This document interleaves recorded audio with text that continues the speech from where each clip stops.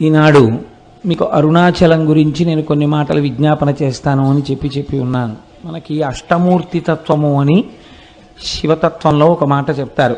భౌరంభాంశనలో నిలోంబర మహార్నాథో హిమాంసు పుమాన్ ఇత్యాభాతి చరాచరాత్మకమిదం యస్యైవ మూర్త్యష్టకం నాణ్యకించన విద్యతే విమృశతాం యస్మాత్ పరస్మాత్ విభో తస్మై శ్రీ గురుమూర్తయే నమగిదం శ్రీ దక్షిణామూర్తయే అని శంకర భగవత్పాదులు దక్షిణామూర్తి స్తోత్రంలో అంతటా ఉన్నటువంటి పరమేశ్వర చైతన్యాన్ని గుర్తించలేనప్పుడు సాకారోపాసన శివుని దేనియందు చూడవచ్చు అన్న దాని గురించి చెప్పారు. అందులోనే ఈ అష్టమూర్తి తత్వాన్ని చెప్తారు. కంచిలో పృథివీలింగం, జంబుకేశ్వరంలో జలలింగం, అరుణాచలంలో అగ్నిలింగం, చిదంబరంలో ఆకాశలింగం, శ్రీకాళహస్తిలో వాయులింగం, కోణార్కలో సూర్యలింగం, సీతాగుండంలో చంద్రలింగం, కాఠ్మండూలో యజమానలింగం. ఈ 8 అష్టమూర్తులు. ఈ 8 కూడా ఈశ్వరుడే. కాబట్టి నీ కంటితో చూసి ఉపాసన చెయ్యడానికి యోగ్యమైనటువంటి పరమశివ స్వరూపములు. ఇందులో మీకు కంచిలో ఉండేటటువంటి పృథివీలింగం మీకు తెలుసు. ఆ పృథివీలింగం కాంచీపురంలో ఉంది. కాంచీపురంలో ఒక గొప్ప విచిత్రం ఉందండి. కంచిలో 1000 పైచిలకు శివాలయాలు ఉన్నాయి. కానీ కంచి నగరం ఎక్కడ వరకు ఉందో ఆ పరిధిలో ఎక్కడ అమ్మవారు ఉండదు శివాలయంలో. అన్ని శివాలయాలకి కలిపి ఒక్కటే శక్తి కేంద్రం కామాక్షి అమ్మవారి దేవాలయం. ఆఖరికి మసీదులకు సంబంధించినటువంటి ఊరేగింపులు కూడా కంచిలో చిత్రం ఏమిటంటే అమ్మవారి గుడికే ప్రదక్షిణం చేస్తాయి. అన్ని దేవాలయాలకు సంబంధించిన ప్రదక్షిణలు అమ్మవారి గుడిని ప్రదక్షిణంగా పెడతాయి. అంత పవిత్రమైనటువంటి క్షేత్రం కంచి. అసలు ఆ మాటకొస్తే దక్షిణ భారతదేశంలో ఉన్న ఏకైక మోక్షపురి కంచి. ఎందుకంటే అయోధ్య, మధుర, మాయా, కాశీ, కాంచి, అవంతిక, పురి, ద్వారవతి చైవ సప్తైతే మోక్షదాయక. అందులో దక్షిణ భారతదేశంలో ఉన్నది కంచి ఒక్కటే. అక్కడ ఉన్నది పృథివీలింగం. అందుకే మల్లె నూనెతో అభిషేకం, అక్కడ నీటితో చెయ్యరు. రెండవది జంబుకేశ్వరంలో జలలింగం. ఆ శివలింగం దగ్గర జంబుకేశ్వరంలో ఎప్పుడూ నీళ్లు ఊరుతుంటాయి. కానీ ఆ నీటిని ఎవరి మీద ప్రోక్షించడం కానీ అది చెయ్యరు. కాబట్టి నీరు శివుడే అని చెప్పడానికి జలలింగమై ఉన్నాడు. మూడవది చిదంబరంలో ఆకాశలింగం. నేను తరచూ దీని గురించి మీకు చెప్తుంటాను. చిదంబరంలో ఉండేటటువంటి స్వామిని సాకారుడిగా చూడాలంటే కనకసభ అంటారు దాన్ని. అక్కడ నటరాజస్వామిగా చూడాలి. ఒకచో ఒక గమ్మత్తైన విషయం చెప్తారు. నటరాజస్వామి వారికి కాళికాదేవికి పోటీ జరిగింది. ఇద్దరిలో ఎవరు ఎక్కువ తాండవము చేయగలరు అంటే, స్త్రీ చేస్తే తాండవము అనరు, లాస్యము అంటారు. ఎవరు చేయగలరు దీన్ని? నాకు తెలిసినంత వరకు విశాఖపట్నంలో సంపత్ కుమార్ బృందం అని ఒకటి ఉండేది. మహానుభావుడు ఆంధ్రజాలరీ చేస్తుండేవారు ఆయన.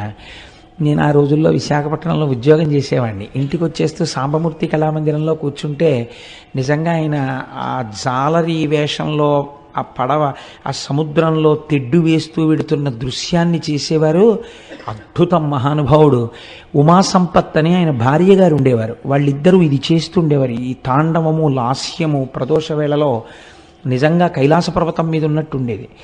అది చేసినప్పుడు శంకరుడు ఎలా నర్తిస్తే కాళిక అలా నర్తించింది.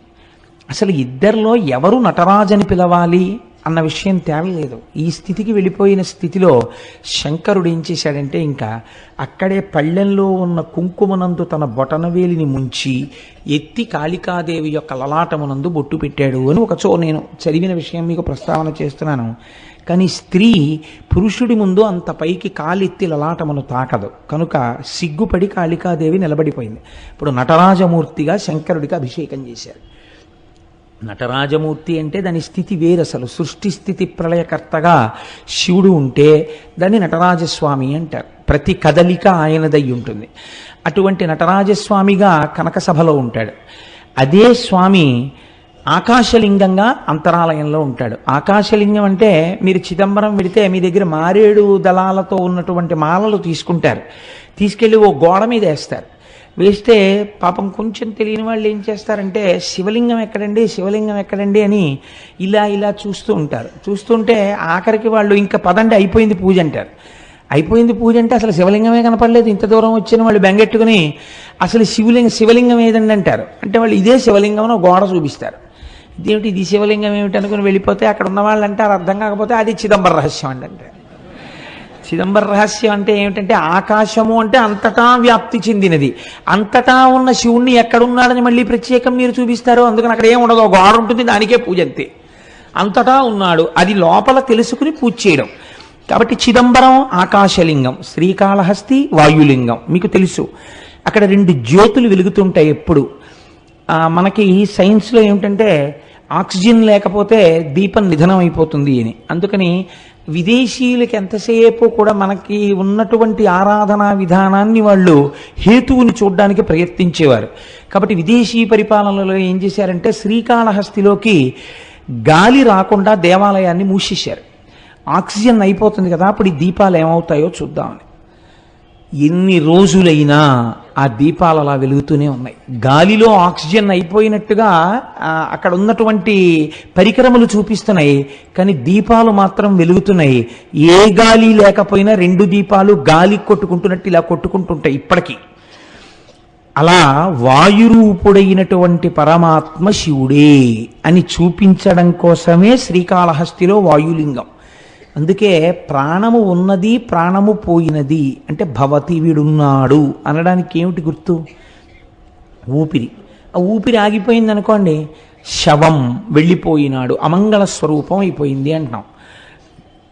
అందుకే శ్రీకాళహస్తిలో శివలింగం పశ్చిమాన్ని తిరుగుతుంది. అక్కడ పశ్చిమాన్ని తిరిగితే గుర్తు ఏమిటంటే పశ్చిమం సూర్యాస్తమయం. శ్రీకాళహస్తి వెళ్ళి నమస్కారం చేసినటువంటి వాడికి ఆఖరి ఊపిరి నడుస్తుండగా ఈశ్వరుడే ఆ ఊపిరిని భగవత్ సంబంధమైన నామముగా మార్చి వీడు చిట్ట చివరి ఊపిరిలో ఈశ్వరనామం చెప్పాడు కాబట్టి వీడిని నా పాదాల దగ్గర పెట్టుకుంటున్నానని తాను తీసుకుంటాడు. కాబట్టి పశ్చిమానికి తిరిగి శ్రీకాళహస్తిలో ఉంటాడు. అంతర్లీనముగా అది మనకి జరిగే ప్రయోజనం, అది వాయులింగం. కాబట్టి కంచియందు పృథివీలింగం, జంబుకేశ్వరంలో జలలింగం, చిదంబరంలో ఆకాశలింగం, శ్రీకాళహస్తిలో వాయులింగం. పంచభూత లింగాలుగా చూడండి. పోనందాక తిరువణ్ణామలై అంటే అరుణాచలానికి వస్తే అగ్నిలింగం. ఇప్పుడు మీరు ఒక్క విషయాన్ని గమనించండి. పృథివీలింగం అంటే మీకు తెలుస్తోంది పృథివీ, జలలింగం అంటే తెలుస్తోంది నీరు, ఆకాశలింగం అంటే తెలుస్తోంది ఏమీ లేకుండా అంతటా పరమాత్మ ఉన్న స్థితి. అలాగే మీకు వాయులింగం తెలుస్తోంది దీపముల కదలిక చేత. అప్పుడు అగ్నిలింగం అన్న దగ్గర ఏది ఉండాలి? అగ్నిహోత్రం ఉండాలి కదండి. మీరు అరుణాచలంలో శివలింగం దగ్గరికి వెళ్ళి దర్శనం చేసుకున్నారనుకోండి, ఏ ప్రశ్న వెయ్యాలి గురువుని శిష్యులు? అయా కంచి వెడితే పృథ్వీలింగం ఉందండి, మిగిలిన చోట్ల భూతములు తెలుస్తున్నాయి, మరి ఇక్కడ కూడా అగ్నిహోత్రం ఉండాలి కదండి, ఇక్కడ అగ్నిహోత్రం లేదు కదా, మరి ఇది అగ్నిలింగం అని ఎలా పిలుస్తారు అని అడగాలి కదా.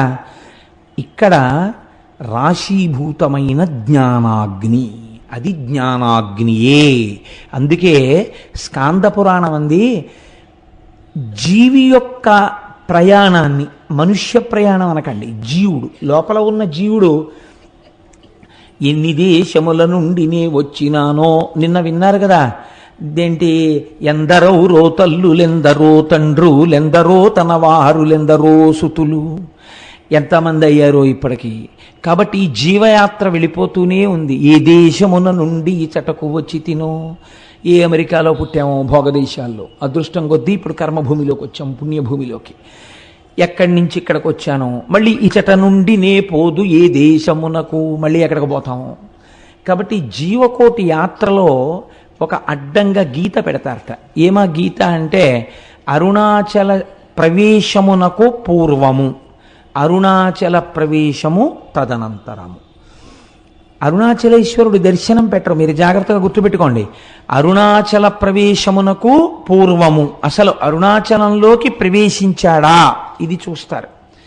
రెండవది అరుణాచల ప్రవేశమునకు తరువాత, అరుణాచలంలో ఒకసారి ప్రవేశిస్తే ఆ జీవి యొక్క జీవితం ఇంకొకలా ఉంటుంది, అక్కడి నుంచి గీత కొట్టి ఇంకోలా చూస్తారు. కాబట్టి అందరూ అరుణాచలంలోకి ప్రవేశించలేరు. ఇది ఒక సిద్ధాంతం ఉంది. అయితే నాకు దీని గురించి కించిత్ అనుమానం ఉండేది. ఇది ఎప్పుడో ఉంటుంది కదా, ఇప్పుడు రైళ్ళు వచ్చేసాయి, బస్సులు వచ్చేసాయి, అనేకం వచ్చేసాయి, ఇప్పుడు కూడా అలా ప్రతిబంధకాలు ఉంటాయా అని నాకు అనుమానం ఉండేది. నేను మొట్టమొదటిసారి అరుణాచలం వెళ్ళినప్పుడు, ఈ సభలో ఎవరైనా ఉన్నారో లేరో నాతో వచ్చిన వాళ్ళు, శంకరం గారు ఉన్నారేంటే మీరు సాక్ష్యం అయితే, నాకు ఈ అనుమానం ఉండేది. చిత్రం ఏంటంటే, మేము చెన్నై నుంచి అరుణాచలం వెడుతుంటే వ్యాన్ బరస్ట్ అయిపోయింది. బరస్ట్ అయిపోతే దిగిపోయి కూర్చున్నాం. వాడు వెళ్ళి టైర్లు తెచ్చి మళ్ళీ టైర్లు మార్చాడు.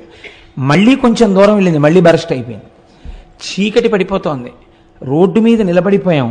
మేము అరుణాచలంలోకి ప్రవేశించలేదు. అప్పుడు నాకు అర్థమైంది, ఎన్నున్నా అరుణాచల ప్రవేశానికి ఈశ్వర అనుగ్రహమే కారణం కావాలి అని. అప్పుడు రోడ్డు మీద కూర్చుని భగవన్నామాలు చేశాం. చేసిన తర్వాత చిత్రం ఏంటంటే, ఇంకా ఆకుండా వ్యాన్లో అరుణాచలం వెళ్ళిపోయి. కాబట్టి అప్పటికీ ఇప్పటికీ అది సత్యమే. ఈశ్వరుడు మాకు వెంటనే వచ్చిన అనుమానాన్ని నివృత్తి చేసేసాడు. కాబట్టి అరుణాచలం అంత పరమపావనమైనటువంటి క్షేత్రం. అయితే ఏమంటే అది కేవలము జ్ఞానాగ్నియేనా? మరి పంచభూతములలో అగ్నికి అప్పుడు ఇంకొక లింగం ఉండాలి కదా అని మీకు అనిపించవచ్చు. చాలామంది పెద్దలు ఏం చెప్తారంటే ఇది సత్యమే. అరుణాచలంలో ఉన్నటువంటి శివలింగమునకు కొంచెం దగ్గరగా కూర్చుంటే అంతరాలయంలో నీకు ఉక్క పోసేసి చెమటలు పట్టేసి ఏదో కొంచెం వేడితోటి సతమతం అయిపోతున్నట్టుగా అనిపిస్తుంది. అది చాలా తీవ్రమైన అగ్ని అనుకోండి, మీరు తట్టుకోలేరు సెగ. అందుకని ఈశ్వరుడు అగ్నిహోత్రము తానే అని అలా నిరూపిస్తూ ఉంటాడు. అటువంటి పరమపావనమైనటువంటి క్షేత్రము ఆ తిరువణ్ణామలైలో ఉన్నటువంటి అరుణాచలేశ్వరుడు. అయితే ఈ అరుణాచలం గురించి ప్రత్యేకముగా నేను ప్రస్తావన చేస్తాను ఇవాళ. రేపు భగవాన్ రమణుల గురించి ప్రస్తావన చేస్తాను అనడం వెనకాతల ఒక ఆర్తి ఉంది. ఎందుకు నేను దాని గురించి ప్రత్యేకం ప్రస్తావన చేస్తాను అని అనవలసి వచ్చిందంటే, మనకి ఒకానొకప్పుడు శంకరుణ్ణి దేవతలు మనుష్యులు అందరూ ప్రార్థన చేస్తే ఆయన ఇచ్చినటువంటి వరములుగా 4 చెప్తారు.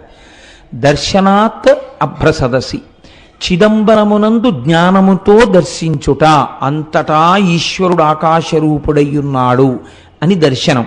అదంత జ్ఞానంతో దర్శనం చేయడం అందరికీ కుదురుతుంది, కుదరకపోతుంది. కాబట్టి ఈశ్వర ఇంకొక మాట చెప్పన్నారు, దర్శనాద్దభ్ర సరసి, చేత కాకపోతే జననాత్ కమలాలయే. కమలాలయే అంటే తిరువారూరు. నువ్వు కమలాలయంలో పుడితే నీకు మోక్షం ఇస్తానన్నాడు స్వామి. చాలా బాగుంది కానండి, పుట్టడం మా చేతిలో ఉందా? ఎక్కడ పుడతాము? కాబట్టి అమ్మ కడుపులో ఉన్న నాకు అమ్మ ఎక్కడుందో ఏం తెలుసు, ఎలా పుడతాను? ఇంకొక మాట చెప్పండి అంటే ఆయన అన్నాడు, పోనీ పుట్టడం నీ చేతిలో లేదు, వృద్ధాప్యం వరకు వచ్చేసిన తర్వాత ఇంకా నా జీవనయాత్ర పూర్తయిపోతోందని నీకు తెలిసిపోతూ ఉంటుందిగా, బాధ్యత అయిపోయిందిగా, కాశీ వెళ్ళిపోతే ఏం చేస్తాను?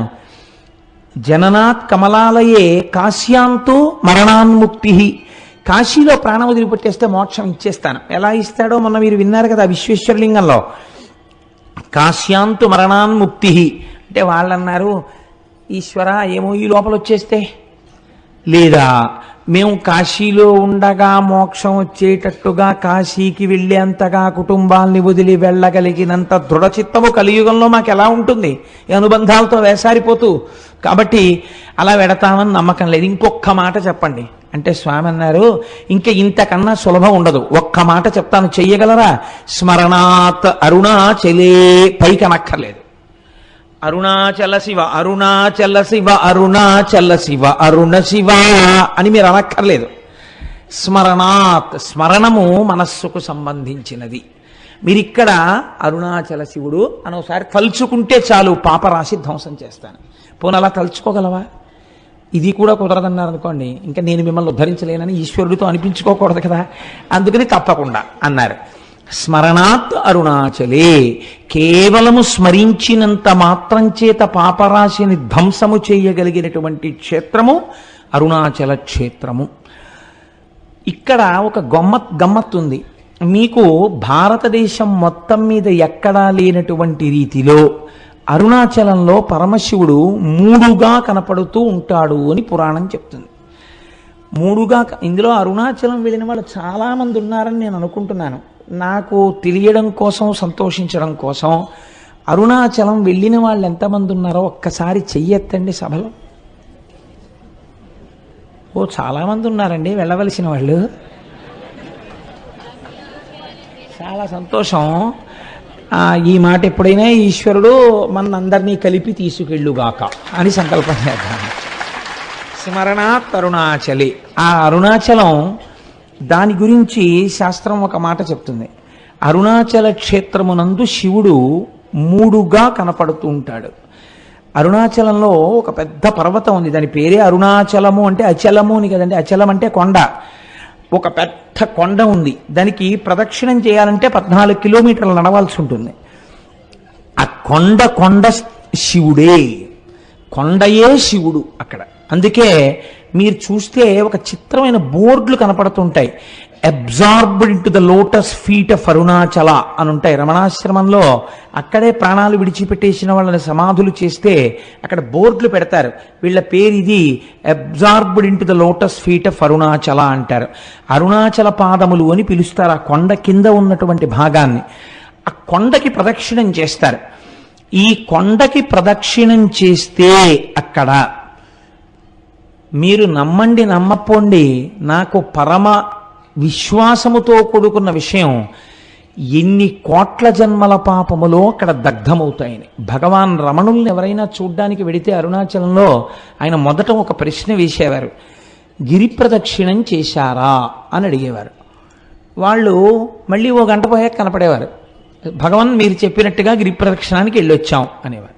ఎలా వెళ్ళారు అంటే ఆటోలో వెళ్ళామండి అనేవారు. ఏదో వయస్సు అయిపోతే వాళ్ళని నేను తప్పు పట్టట్లేదు, అయితే ప్రదక్షిణ పుణ్యం ఆటోదా మీదా అని అడుగుతుండేవారు ఆయన.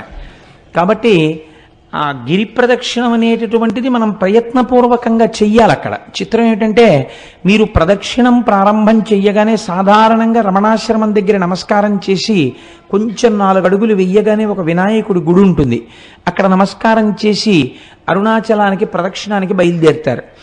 బయలుదేరినప్పుడు మొట్టమొదట దక్షిణ దిక్కున కనపడేటటువంటి లింగం యమలింగం. దక్షిణ దిక్కున మరి యమధర్మరాజు కదండి, అందుకని యమప్రసాదాత్ ఆయుర్వర్ధనమశ్నుతే అని చెప్తాం మనం ఆశీర్వచనంలో. దక్షిణ దిక్కున ఉన్నటువంటి యమధర్మరాజు గారి యొక్క అనుగ్రహము చేత నీకు ఆయువు వృద్ధి ఎగుగాక.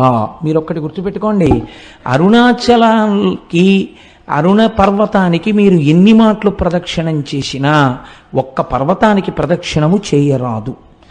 అరుణాచలం పర్వతం చుట్టూ ఉన్న అన్ని ఆలయములను దర్శనము చేస్తూనే ప్రదక్షిణం చెయ్యాలి తప్ప వాటిని విడిచిపెట్టి ప్రదక్షిణం చెయ్యకూడదు. అలా ఎందుకు చెయ్యకూడదో నేను ఈ మధ్య ఉపన్యాసంలో ఒక రోజున చెప్పాను, చర్విత చరణంగా మళ్ళీ చెప్పవలసిన అవసరం లేదు. అయితే ఈ దక్షిణ దిక్కున ఉన్నటువంటి యమలింగానికి అరుణాచలంలో ఒక ప్రత్యేకత ఉన్నది అంటారు. ఏమా ప్రత్యేకత అంటే, ఎముకలు విరిగిపోయినటువంటి వాళ్ళు, ఎముకలు అరిగి బాధపడుతున్న వాళ్ళు అరుణాచలంలో యమలింగ దర్శనం చేస్తే ఆ ఎముకలు చాలా తొందరగా అంటుకుంటాయి. చాలామందికి అలా జరిగాయి సంఘటనలు. మీరు దానికి సంబంధించినటువంటి విషయాల్ని పరిశీలన చేస్తే ఎన్ని సంఘటనలు, ఎన్ని సందర్భాలు ఉంటాయో ఎన్నని పురాణ ప్రవచనంలో తీసుకురాగలం. ఎంతమందికో అలా అంటుకున్న ఎముకలు. కాబట్టి యమలింగమునకు అటువంటి శక్తి ఉన్నది. అరుణాచలంలో మీరు ప్రదక్షిణం చేస్తున్నప్పుడు నైరుతి దిక్కుకి వెళ్ళేటప్పటికి నైరుతి లింగము అని ఒక లింగం ఉంటుంది. ఆ నైరుతి లింగము మీరు వెళ్ళినప్పుడు కొంచెం జాగ్రత్తగా చూడండి, అది రోడ్డు మీదకి కనపడదు, కాస్త లోపలకు ఉంటుంది. మీరు 4 అడుగులు వేసి లోపలికి వెళ్ళాలి. వెడితే ఆ నైరుతి లింగం గురించి పెద్దలు ఏం చెప్తారంటే, మనస్సు చాలా తొందరగా నిలకడని పొందగలిగినటువంటి పరమశక్తివంతమైన ప్రదేశము నైరుతి లింగము అని చెప్తారు. నైరుతి లింగం దగ్గర కూర్చుని కాసేపు ధ్యానం చేసుకోవడమో, నైరుతి లింగం దగ్గర కూర్చుని ఒక శ్లోకమో, ఒక పద్యమో, ఒక శివ సందర్భమో చెప్పుకోవాలి. నేను ఎప్పుడు అరుణాచలం వెళ్ళినా నాతో పాటు ఎవరో భక్తులు ఏదో పాపం వీడితో వెడితే ఏదో చెప్తాడని ఆశ, నాకేం తెలుసు కనుక వస్తూ ఉంటారు. వస్తే తప్పకుండా నైరుతి లింగం దగ్గర కూర్చుని ఏదో ఒకటి చెప్పి బయలుదేరుతుంటాం. మొన్న వెళ్ళినప్పుడు కూడా మేము అలాగే చేసాం ప్రదక్షిణ. కాబట్టి ఆ నైరుతి లింగం దగ్గరే కావ్యకంఠ గణపతి ముని తపస్సు చేశారు.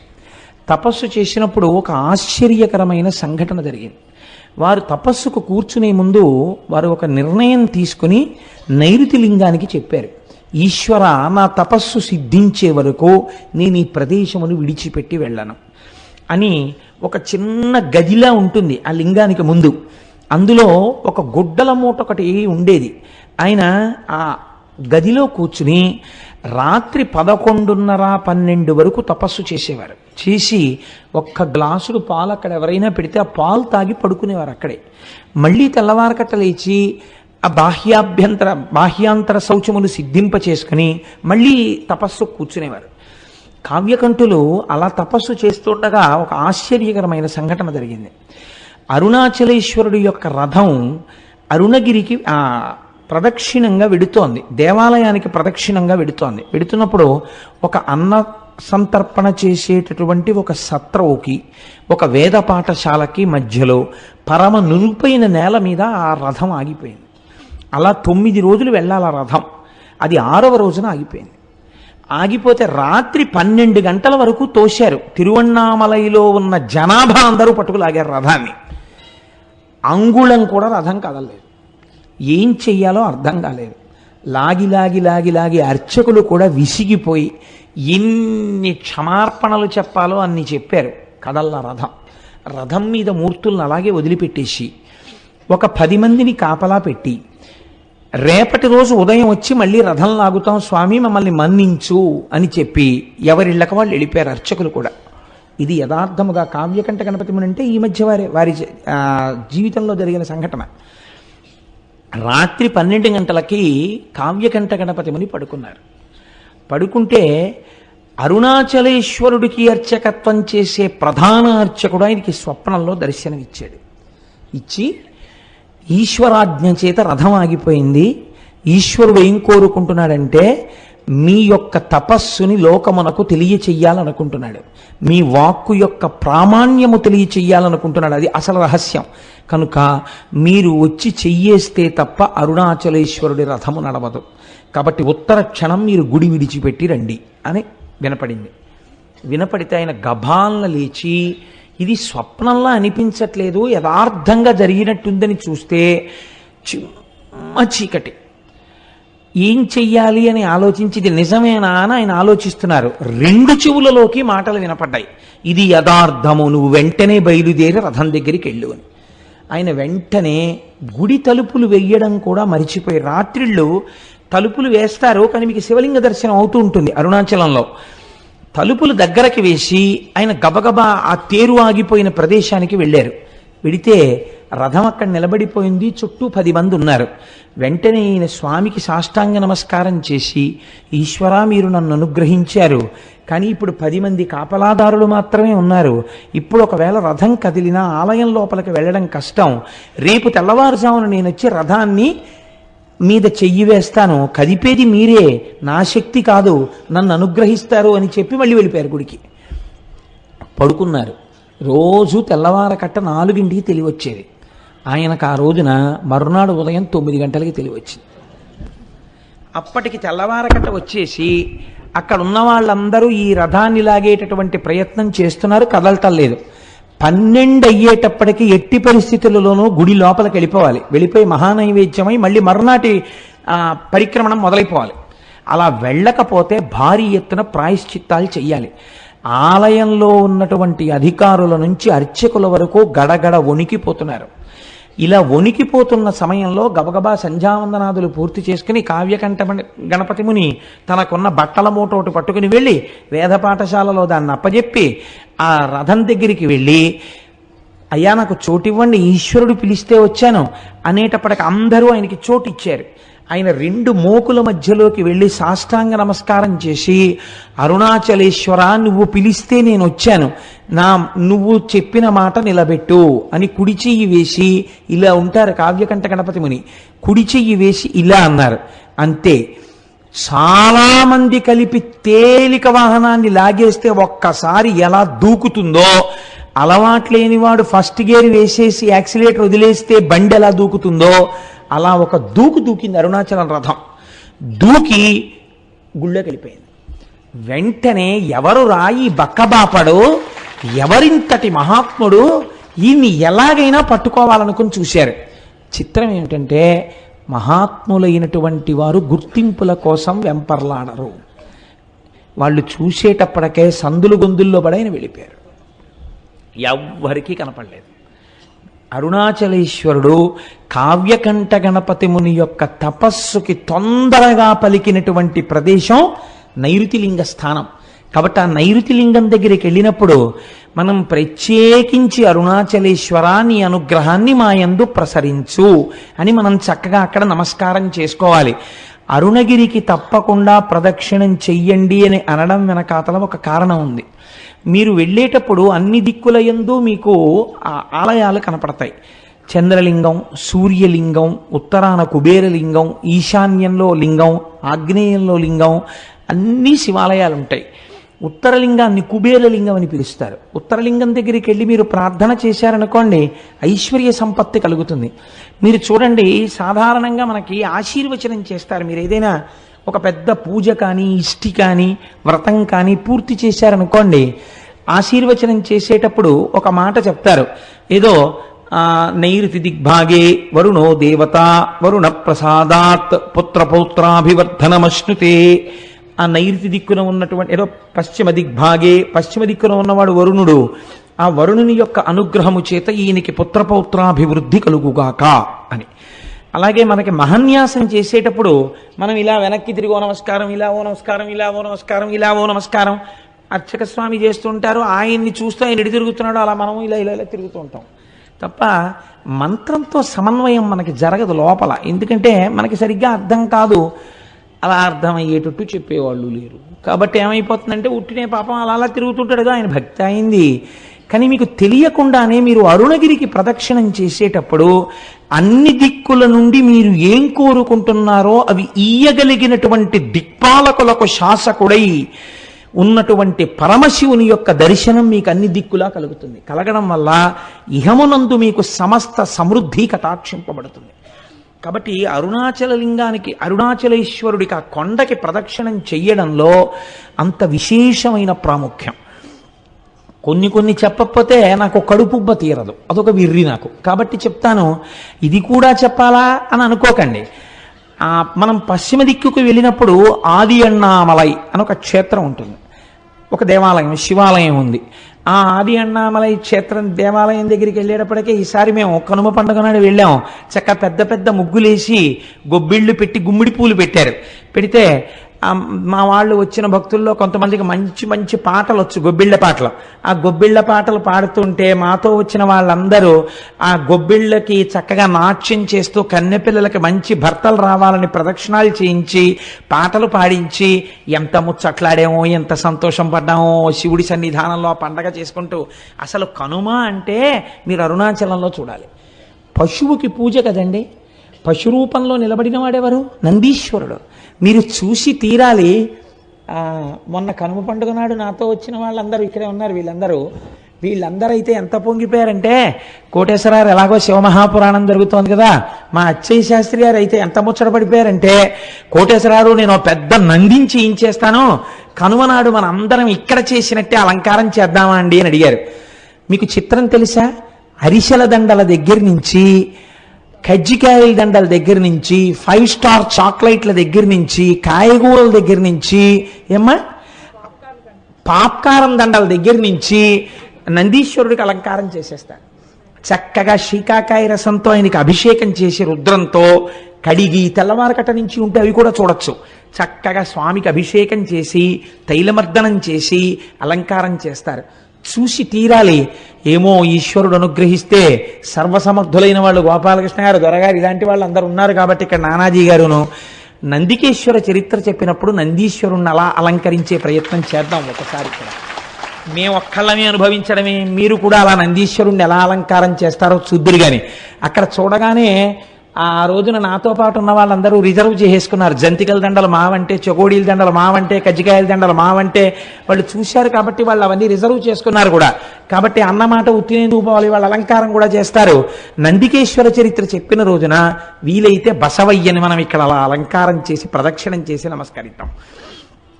కనుక ఏమిటో ఎటు నుంచి ఎటుపోతుందో ప్రసంగం. నైరుతి దిక్కున ఉన్నటువంటి ఆ స్వామి యొక్క దర్శనము కావ్యకంఠ గణపతి మునికంతటి కటాక్షాన్ని అనుగ్రహించింది. ఆ అరుణాచలేశ్వరుడికి చేసినటువంటి ప్రదక్షిణం మనకి ఇహమునందే కాదు, పరమనందు సుఖాన్ని మోక్షమును కూడా ఇవ్వగలదు. ఎందుకు ప్రదక్షిణం చెయ్యాలి? కేవలం కాళ్ళతో నడిస్తే పాపం పోతుందా? అలా ఎలా పోతుందని అడిగేవారు. అడిగితే భగవాన్ రమణులు ఒక మాట చెప్తుండేవారు. వారు చెప్పినది సాధికారికం కదా. ప్రదక్షిణం అనగా అనగా సమస్త పాపరాశిని ధ్వంసము చేయుట. నేను అరుణగిరికి ప్రదక్షిణానికి బయలుదేరుతున్నాను అని మీరు అన్నారనుకోండి, అని స్నానం చేసి ప్రదక్షిణ ప్రారంభం చేస్తూ నమస్కారం చేసుకుంటున్నప్పుడు ఏమంటారు?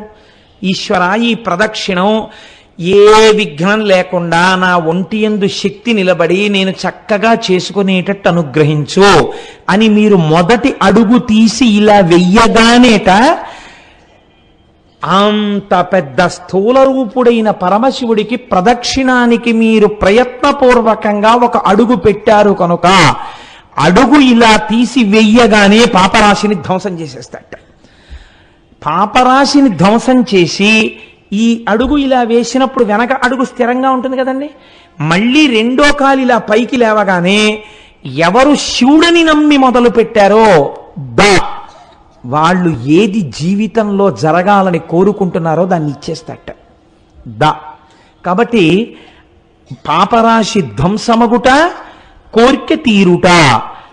క్షి అంటే మీరు ఈ జన్మలో అనుభవించవలసినటువంటి కష్టములకు సంబంధించినటువంటి పాపములు ధ్వంసం చేయడం అనేటటువంటిది కుదరదు. ఎందుకంటే మీకు ఇక్కడ ఈ జన్మకి అనుభవించవలసినటువంటి పాపం ప్రారబ్ధం అంటారు. దాన్ని విడిచిపెట్టేసినటువంటి బాణంతో సమానం. కాబట్టి మీకు ఇప్పటికి ఏర్పడిపోయి ఉన్నటువంటి ఆగామి ఫలితం ఏదుందో దాన్నంతటినీ ధ్వంసం చేసి రాబో జన్మలకి కూడా ఏర్పడవలసినటువంటిది ఈ జన్మలో బ్రహ్మగారి రాత చేత ఏర్పడబోతున్న దాన్ని కూడా ధ్వంసం చేస్తారట. అంటే ఇంకా అలా చేయడం వల్ల అరుణగిరికి ప్రదక్షిణం చేసినటువంటి వాడికి పాపము పుణ్యము ఉండదు కనుక వాడు మోక్షమునకు అధికారి అగుచున్నాడు. కాబట్టి అరుణగిరికి ప్రదక్షిణం చెయ్యడం అనేటటువంటిది అంత పరమపావనమైన విషయమని, తప్పకుండా గిరి ప్రదక్షిణం చెయ్యాలని మనకి మహానుభావుడైనటువంటి భగవాన్ రమణులు నిర్దేశించిన విషయం, స్కాంద పురాణం నిర్దేశించినటువంటి విషయం. అయితే చిత్రం ఒకటి ఉంది. అరుణాచలంలో 3 యోజనముల దూరము వరకు ఏ విధమైనటువంటి దీక్షకి సంబంధించిన నియమములు లేవు. మీకు శ్రద్ధ అని ఒక వాక్యం ఉంటుంది పురాణంలో. పురాణమే కాదు, మీరు శృతి యందు కూడా శ్రద్ధ అని ఒక మాట వాడతారు. శ్రద్ధ అంటే ఏమిటో తెలుసా అండి? మీకు ఇక్కడ నీవు ఇలా ఉండవచ్చు అన్నప్పుడు నమ్మి మీరు అలా ఉండాలి అని శాస్త్రం అంటుంది. మీరు ఇలా ఉండు అని చెప్పినప్పుడు నేను అలా ఉండను అని మీరు అన్నారనుకోండి, మీ అంత మీరుగా కొన్ని సిద్ధాంతాలని తీశారనుకోండి, అది ఆ క్షేత్రము యొక్క ప్రమాణమును అవమానించుట, చెయ్యకూడదు. అందుకే రమణులంతటి వారు అమ్మగారు నేను ఇక్కడ ఉల్లిపాయలు తిన్నంటే ఈవిడ ఉల్లిపాయ తింటే ఈవిడ మోక్షానికి అడ్డొస్తుందిట అనేవారు. 3 యోజనముల దూరంలో అక్కడ ఏ విధమైనటువంటి దీక్షా నియమములు లేవు. ఇది ఎంతవరకు నిరూపణమైందో తెలుసా అండి? భగవాన్ రమణులు ఒక తెల్లటి గోచి మాత్రమే పెట్టుకునేవారు.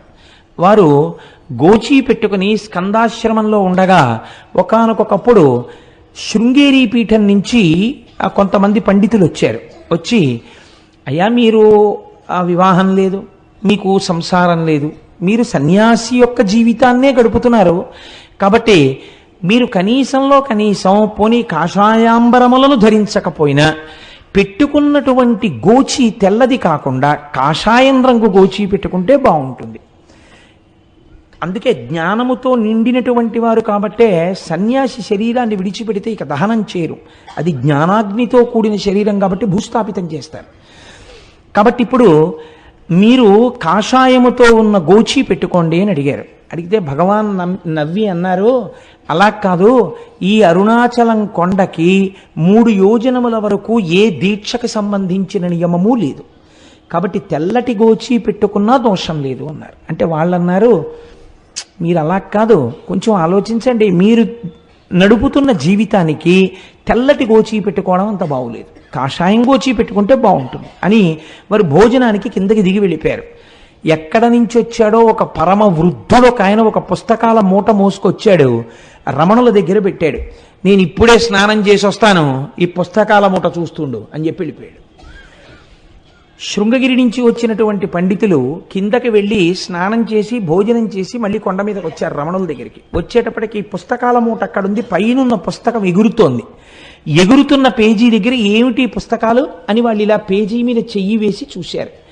చూస్తే దాని అనువాద పద్యాన్ని మీకు నేను వినిపిస్తున్నాను. అందులో ఉంది, యోజనంబులు మూడయ్యొప్పు నిచట వాసమొనరించు వారగు వరనరులకు ఉండకుందను దీక్షాదులొకటి అయిన ఆశరహిత మత్సాయుజ్య ప్రాప్తి సిద్ధ ఈశుడగు నాయాజ్ఞచే నెలమిమీరా.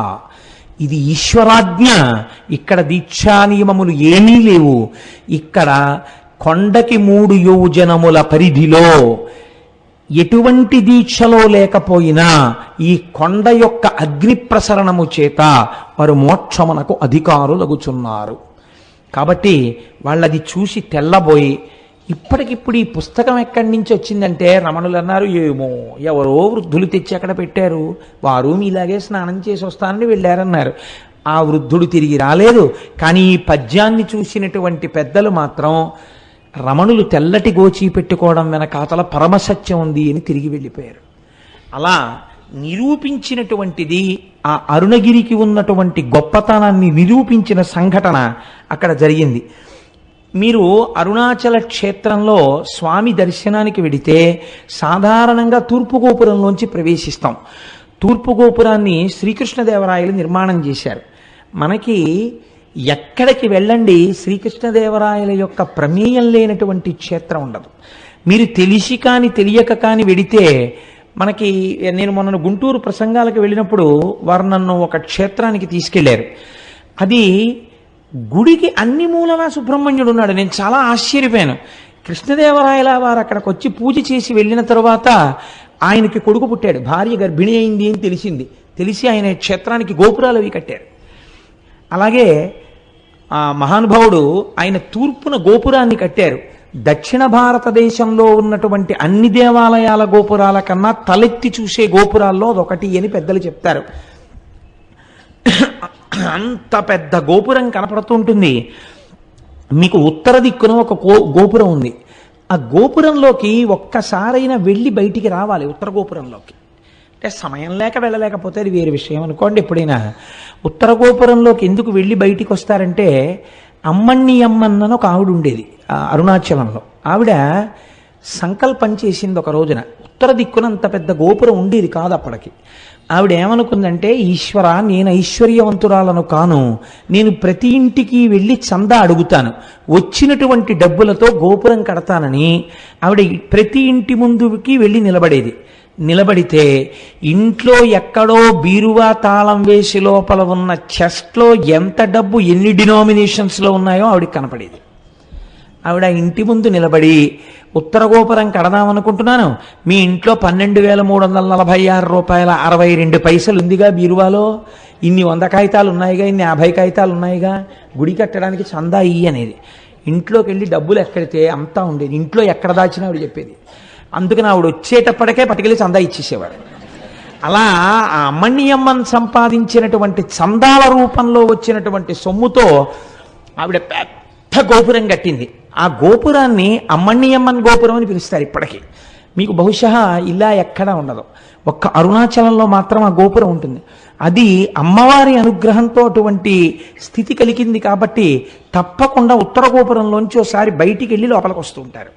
సరే, మీకు ఈ అరుణాచలం దేవాలయంలోకి ప్రవేశించగానే ఒక సుబ్రహ్మణ్యేశ్వర స్వామి వారి యొక్క దేవాలయం కనపడుతుంది. అందులో మనందరం వెళ్ళి దర్శనం చేసుకున్నాం కదండి, వెడుతూనే వెళ్ళాం. ఆ సుబ్రహ్మణ్యేశ్వర స్వామి వారి దేవాలయం ఒక చిత్రమైనటువంటి దేవాలయం. ఎందుచేత అంటే, అరుణగిరినాథుడు అని ఒక మహాభక్తుడు ఒక ఆయన ఉండేవాడు ఆ తిరువణ్ణామలైలో. ఆ అరుణగిరినాథరు ఒకానొకప్పుడు చాలా దోషభూయిష్టమైన జీవితాన్ని గడిపాడు అని ఆయన జీవిత చరిత్ర చెప్తోంది. ఎందుచేత అంటే, తల్లిదండ్రులు చనిపోతూ అక్క చెల్లెలకు అప్పచెప్పారు. కానీ ఆవిడ ఎంత కష్టపడి పెంచినా ఈయన మాత్రం దోషభూయిష్టమైనటువంటి నడువడితో ఉండేవాడు. ఆవిడ ఒకసారి నిలదీస్తే తన చరిత్ర గురించి తనకే అసహ్యం వేసి చచ్చిపోతానని ఆయన వెళ్ళి అరుణాచలంలో ఉన్నటువంటి ఒక సుబ్రహ్మణ్యేశ్వర స్వామి వారి గోపురం ఎక్కి ఆ గోపురం మించి కిందకి దూకాడు. కిందకి దూకితే సుబ్రహ్మణ్యేశ్వర స్వామి వారు తన రెండు చేతులతో పట్టుకున్నారు. సుబ్రహ్మణ్యేశ్వర స్వామి వారి యొక్క స్పర్శ కలగడం చేత ఆయన మహాకవి అయిపోయాడు. అరుణగిరినాథర్ అన్న పేరుతో సుబ్రహ్మణ్యుడి మీద ఎన్నో తమిళానికి సంబంధించినటువంటి పత్రికల్ని రచించాడు. అలా రచిస్తే ఆ దేశపు రాజు ప్రౌఢదేవరాయలు అని ఉండేవారు. ఆయన చాలా సంతోషించి తన ఆస్థానంలో ఒక జైనుడు ప్రధానంగా ఉండేవాడు కవిగా. ఆయన్ని సంబంధం అనబడే ఆయన్ని తీసేసి ఈయన్ని ఆస్థాన కవిగా తీసుకున్నాడు. ఈయన పరమభక్తుడై రోజు సుబ్రహ్మణ్యేశ్వర స్వామి వారి దర్శనం చేసి అర్చన చేస్తుండేవాడు. ఈ రాజు ఒక రోజున కోరిక కోరాడు, నాకు సుబ్రహ్మణ్య దర్శనం చేయిస్తావా అని. ఈయన అన్నారు, అరుణగిరినాథర్ సుబ్రహ్మణ్య దర్శనం చేయిస్తాను, కానీ ఆయన తేజస్సుని చూస్తే నీ కళ్ళు మాడిపోతాయి, చూడలేవు అన్నారు. మాడిపోయినా పర్వాలేదు, ఒక్కసారి నాకు ఆయన్ని చూడాలనుంది అన్నాడు. అయితే రా చూపిస్తానన్నారు. సుబ్రహ్మణ్యుడి దేవాలయంలోకి తీసుకెళ్ళి ప్రార్థన చేశారు. ఒక స్తంభంలోంచి సుబ్రహ్మణ్యేశ్వర స్వామి వారి యొక్క మూర్తి దర్శనమైంది. ఇప్పటికీ సుబ్రహ్మణ్యేశ్వర స్వామి ఉత్సవాలన్నీ అక్కడ దీపం పెట్టే ప్రారంభిస్తారు. అమ్మవారికి గాజులు తొడిగే ఉత్సవం కూడా ఆ స్తంభం దగ్గరే చేస్తారు. ఆ స్తంభంలోంచి స్వామి కనపడగానే ప్రౌఢదేవరాయలు చూశాడు, కానీ రెండు కళ్ళు మాడిపోయాయి. అప్పుడు మళ్ళీ అరుణగిరినాథర్ ప్రార్థన చేశాడు సుబ్రహ్మణ్యుణ్ణి, రాజుకి కళ్ళిమ్మని. మళ్ళీ ప్రౌఢదేవరాయల వారికి కళ్ళొచ్చాయి. రాయలవారు ఈయన పట్ల ఎంతో ప్రేమ పెంచుకుని జీవితం గడుపుతున్నాడు. ఇది నచ్చలేదు సంబంధానికి. ఈయనకి పరకాయ ప్రవేశం అలవాటు ఉండేది అరుణగిరినాథర్కి. ఈయన ప్రతిరోజు వచ్చి రహస్యంగా ఒక మూల తన శరీరాన్ని వదిలిపెట్టి ఒక చిలుకలోకి ప్రవేశించి దూరంగా వెళ్ళి పారిజాత పుష్పాలు తెచ్చి సుబ్రహ్మణ్యేశ్వర స్వామికి ఆరాధన చేసేవారు. సంబంధంకి ఈ విషయం తెలిసింది, శరీరాన్ని విడిచిపెట్టి చిలుకలోకి దూరి వెడుతుంటాడు అని. ఒక రోజున ఈయన చిలుకలోకి వెళ్ళగానే ఈయన శరీరాన్ని కాల్చేశాడు. కాల్చేస్తే ఇంకా ఆయన చిలుక రూపంలో ఉండిపోయాడు. ఇప్పటికీ కిలిగోపురం అని పిలుస్తారు. చిలక రూపంలో ఉంటారు ఆ కిలిగోపురం మీద ఉండి. ఇప్పటికీ ఆయన సుబ్రహ్మణ్యేశ్వర స్వామి వారి మీద పాటలు పాడతారు అని జగత్ప్రసిద్ధి. కాబట్టి అరుణాచలం ఒక గొప్ప సుబ్రహ్మణ్య క్షేత్రం. రమణ మహర్షి కూడా సుబ్రహ్మణ్యేశ్వర స్వామి వారి అవతారమే అని పెద్దలు భావన చేస్తారు. కాబట్టి మనం అటువంటి క్షేత్రాన్ని చూసి కుడివైపుకి వెడితే పాతాళలింగము అని ఒక లింగం ఉంటుంది. అక్కడ మెట్లు దిగి లోపలికి వెడితే, ఇప్పుడు రమణుల యొక్క సమయంలో ఆయన శిష్యురాలు ఒక ఆవిడ ₹1,00,000 పెట్టి ఆలయాన్ని మళ్ళీ పునర్నిర్మాణం చేశారు. అక్కడ ఒక యోగి యొక్క సమాధి ఉన్నది. ఆ సమాధి మీదనే పాతాళలింగం ఉంటుంది. దాని వెనకాతల ఒకప్పుడు జనసంచారం ఉండేది కాదుట. అక్కడ కూర్చుని రమణ మహర్షి తపస్సు చేస్తుంటే ఆయన తొడల కింద తేళ్లు జెర్రిలు చేరి కొరికేస్తే నెత్తురు కారిపోయి అట్టలు కట్టేసింది. అప్పుడే శేషాద్రి స్వామి వారు ఇందులో ఒక బ్రాహ్మణ స్వామి ఉన్నాడు, పైకి తీసుకురమ్మని తీసుకుని వస్తే వాహనశాల వెనకాతల కూర్చుని ఆయన మళ్ళీ తపస్సు చేశారు.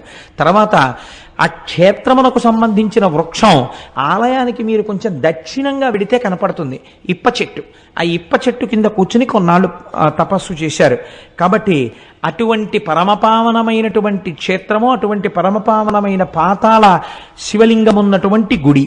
ఇది దాటగానే మీకు ఒక పెద్ద నంది కనపడుతుంది. అది మొదటి నంది అంటారు. ఆ నందిని చూసే మనం అందరం మొదటే పరవశించిపోయింది. ఆ మొదటి నందిని దాటి మీరు ప్రాకారంలోకి వెళ్ళినట్టయితే ఎదురుకుండా అరుణాచలేశ్వరుడు యొక్క దేవాలయం కనపడుతుంది. మూడో ప్రాకారం దాటగానే అరుణాచలేశ్వరుడు యొక్క శివలింగము చాలా పెద్ద శివలింగముగానే ఉంటుంది. చిత్రం ఏమిటంటే, రమణులకు చాలా భక్తులైనటువంటి వారు కొంతమంది అరుణాచలేశ్వర దర్శనం చేసుకోవడానికి గుళ్ళోకి వెళ్ళినప్పుడు శివలింగము యొక్క స్థానములో గొంతుకు కూర్చున్నటువంటి రమణుల యొక్క దర్శనమైంది చాలామందికి. ఆయనకి అభేదమైనటువంటి స్థితిని చేరుకున్నారు. కాబట్టి అటువంటి అరుణగిరీశ్వరుడు, అయ్యవారికి ఇటువే పక్కన అపీత కుచాంబ అన్న పేరుతో పార్వతీదేవి ఉంటుంది. సుబ్రహ్మణ్యేశ్వర స్వామి వారికి పాలివ్వడం కూడా మానేసి ఒకానొకనాడు కైలాస పర్వతం మీద కూర్చున్నటువంటి పరమశివుడి యొక్క కన్నులు వెనక నుంచొచ్చి పరిహాసానికి మూసిన కారణం చేత లోకమంతా చీకటి అలుముకుంటే, ఎదరా రాక్షస సంహారం అవన్నీ వస్తాయి, అప్పుడు దాని వివరాలు పూర్తిగా విందురు. కానీ లోకమంతా చీకటి అలుముకుంటే తద్దోష పరిహారార్థమని అమ్మవారు తపస్సు చేసి పచ్చయ్యమ్మన్న పేరుతో ఆ అరుణగిరి యందు వెలసి ఈశాన్యలింగానికి వెళ్ళేటప్పుడు బస్ స్టాండ్కి వచ్చే రెండో వైపు రోడ్లోకి వస్తున్నప్పుడు పచ్చయ్యమ్మన్ గుడి కనబడుతుంది. అక్కడ ఆ అమ్మవారు లక్ష్మీదేవితో సరస్వతీదేవితో ఇంద్రాణితో ఇతరులతో కలిసి ప్రదక్షిణం చేస్తున్నప్పుడు పశ్చిమ దిక్కుకి వచ్చేసరికి పరమశివుడు తన వామార్ధ భాగములోనికి అమ్మవారిని సుబ్రహ్మణ్యుడికి పాలివ్వడం కూడా మాని నా కోసమని వచ్చిన దానివి కాబట్టి నిన్ను అపితకుచాంబ అని పిలుస్తున్నాను అని ఆ పేరుతో అమ్మవారిని తన శరీరార్థ భాగమునందు స్వీకరించాడు. కాబట్టి అమ్మవారు ఆ పేరుతో అర్చన చేయబడుతుంటుంది. అక్కడ చిత్రం ఏమిటో తెలుసా అండి? కావ్యకంఠ గణపతి ముని ఉమాసహస్రం చెయ్యాలనుకున్నారు. ఉమాసహస్ర రచనకి ముందు ఆయన మొట్టమొదట అరుణాచల ప్రవేశం జరగగానే ఆయనతో వచ్చినటువంటి తమ్ముడు ఒకడున్నాడు.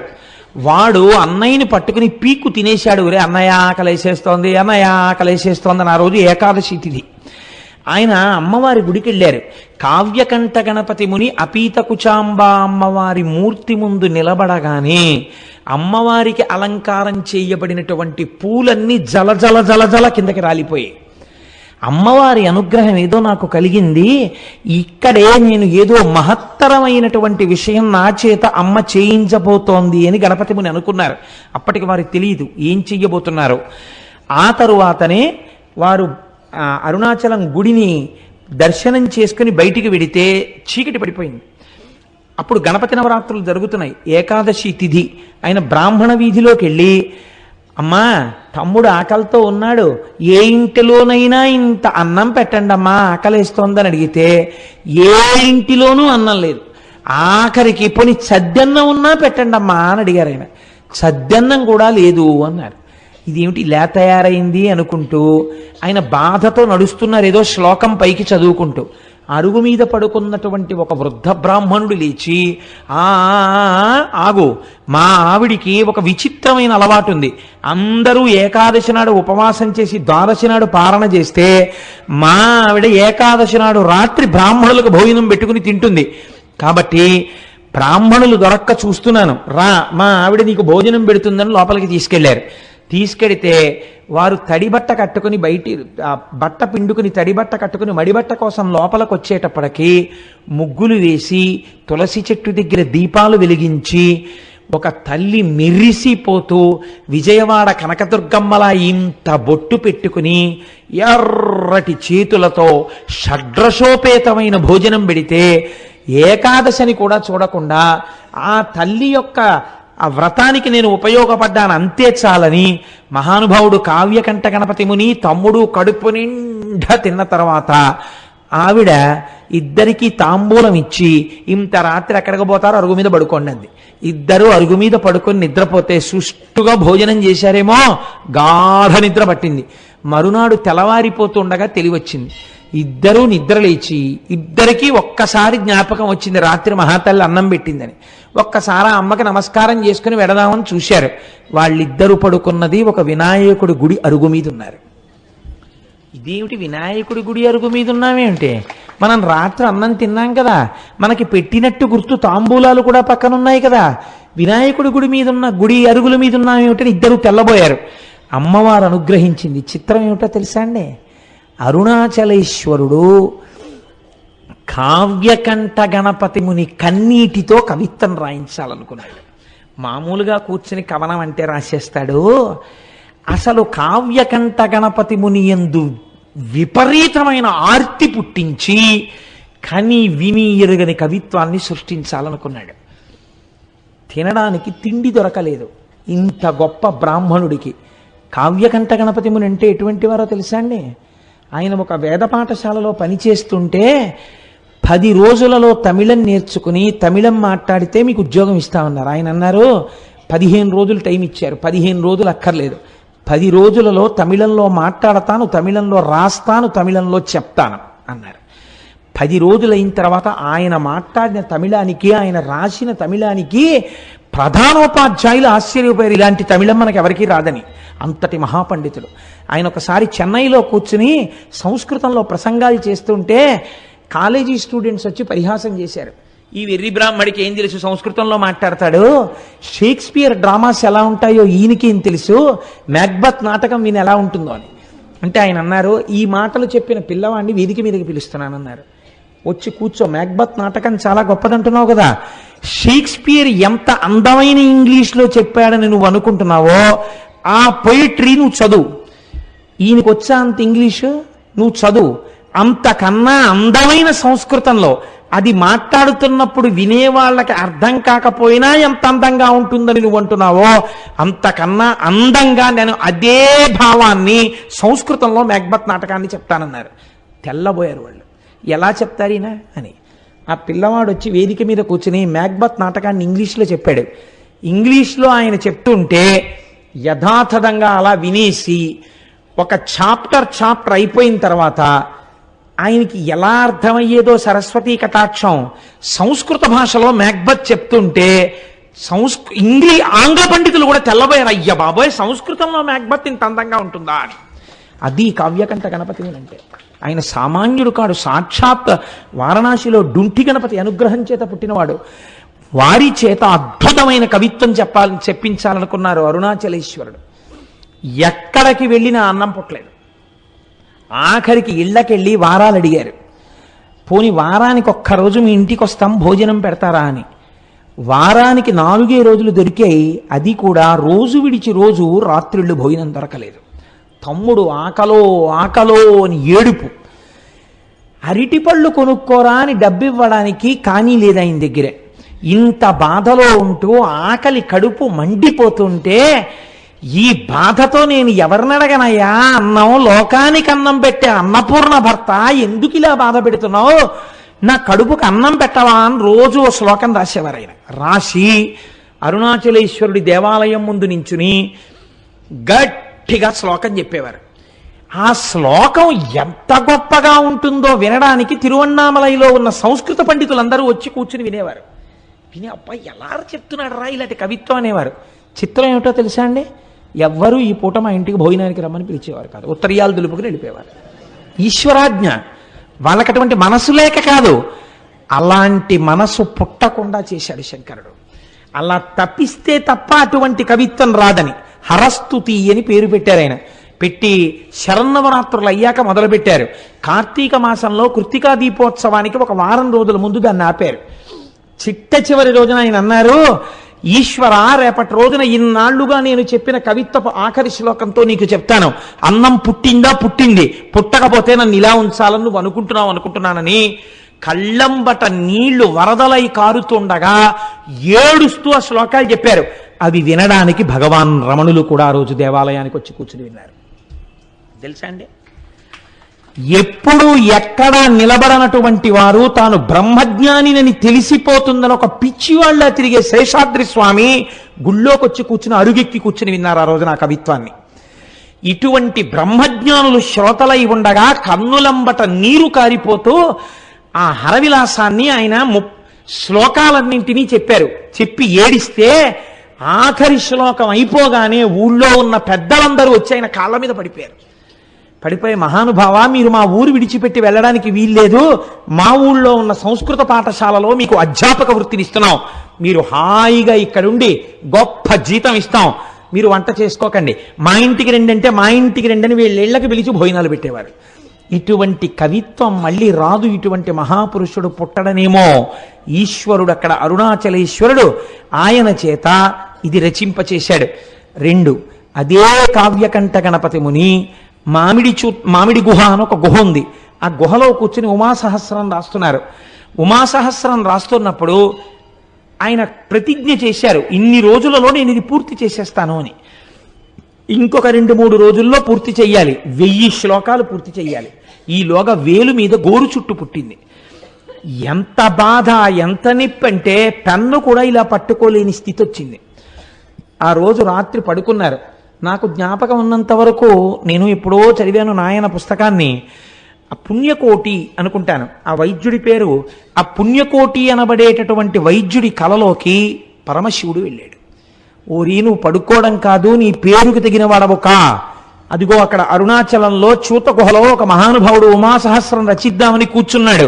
వేలు మీద గోరు చుట్టు పుట్టింది. శస్త్రచికిత్స చేసి ఆయనకి స్వస్థత కలిగించని చెప్పాడు. వెతుక్కుంటూ డాక్టర్ గారు ఆపరేషన్ ఎక్విప్మెంట్ అంతా పట్టుకుని కొండెక్కాడు. ఎక్కితే అక్కడ కావ్యకంఠ గణపతి ముని కనపడ్డారు గోరు చుట్టుతో. ఆ గోరు చుట్టు ఆపరేట్ చేశారు. ఇవాళ రాత్రి 12 గంటలకి పూర్తవ్వాలి ఉమాసహస్రం. రాత్రి 9 ఎంతో అయింది. భగవాన్ రమణులు వచ్చి గుహలో ఒక అరుగు మీద పడుకున్నారు. మొదలు పెడితే కవనం వెళ్ళిందండి ఆయనకి 1000 శ్లోకాల ఉమాసహస్రం. ఖచ్చితంగా 12 గంటలు అవడానికి కొద్ది నిమిషాల ముందు ఉమాసహస్రం పూర్తయిపోయింది. ఆశువుగా పూర్తయిపోయిన తర్వాత రమణ మహర్షి లేచారు. లేచి రాసుకున్నావా చెప్పిందంతా అన్నారు. ఆయనే అరుణాచలేశ్వరుడై ఈయన చేత పలికించారు. మీరే పలికించారని గణపతి ముని నిర్ధారించారు. అటువంటి అద్భుతమైన సంఘటనలకు ఆలవాలము అరుణాచలము. మనం ఇవాళ చదువుకుంటున్నటువంటి వాటిల్లో చాలా భాగాలు అరుణాచలేశ్వరుడు అపీత కుచాంబ వాళ్ళిద్దరి అనుగ్రహంగా వెలగించబడ్డవే. ఆ సుబ్రహ్మణ్యేశ్వర స్వామి వారి యొక్క అనుగ్రహంగా వెలగించబడ్డవే. ఇక్కడే ఒక చిత్రమైనటువంటి విషయాన్ని మీకు విజ్ఞాపన చేస్తాను నేను. వల్లాల గోపురము అని చెప్పి ఒక పెద్ద గోపురం ఆ లోపలికి వెడుతున్నప్పుడు, తూర్పు గోపురాన్ని దాటి వెళుతున్నప్పుడే ఈ కిలి గోపురం అందులోనే ఉంది అని ఈ చిలుక. ఆ రాజు ఈ వల్లాల రాజు గారికి మల్లమాదేవి సల్లమాదేవి అని 2 భార్యలు. వీళ్ళ పేర్లు మారే. కొన్ని పుస్తకాల్లో ఈవిడ పేరుని ఇంకొక పేర్లు కూడా వాడారు. కానీ పేరుతో నిమిత్తం ఏముంది? మనకి కావలసినది విషయము యథార్థమైనది కావాలి. ఎక్కడ చెప్పిన వృత్తాంతం మాత్రం ఇదే చెప్పారు. ఈయనకి బిడ్డలు లేరు.